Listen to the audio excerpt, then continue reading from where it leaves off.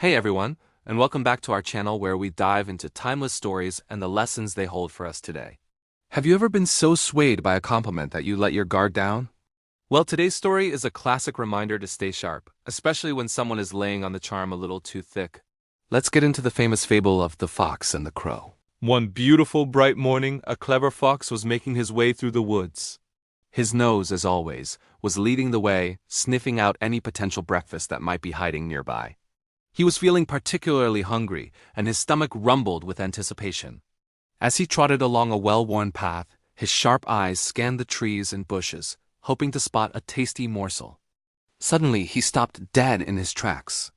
High above, perched on the sturdy limb of a tall oak tree, was a crow. Now, this wasn't the first crow the fox had ever seen, not by a long shot. He'd seen thousands in his lifetime. But this one was different.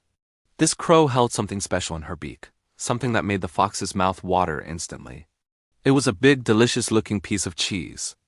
The crow had clearly found it on a nearby farm and was quite proud of her prize, holding it securely. A sly grin spread across the fox's face. Well, he thought to himself, my search is over. No need to hunt any further.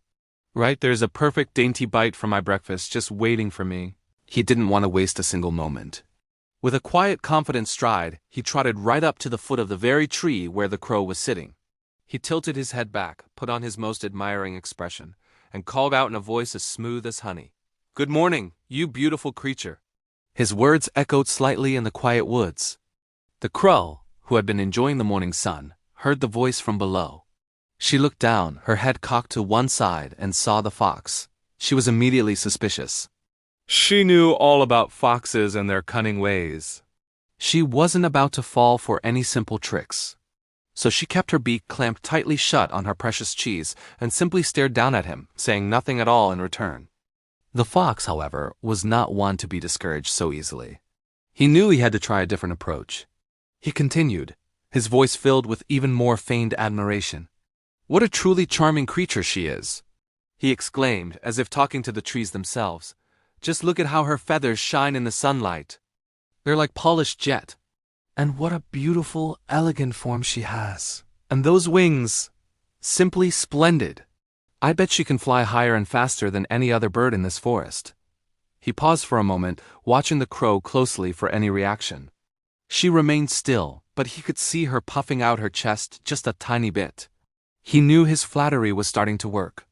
"You know," the fox went on, his voice becoming even more persuasive, "a bird so wonderful, so perfect in every other way must surely have a voice to match. A voice that is just as lovely. Oh, if only she could sing me just one song, just one note. I know without a doubt that I would immediately hail her as the true queen of all birds." Now, this was too much for the crow to resist. Hearing these incredibly flattering words, she began to forget all her earlier suspicion. She completely forgot about the delicious breakfast she was holding. The idea of being called the Queen of Birds was the most wonderful thing she had ever heard. Her heart swelled with pride and vanity.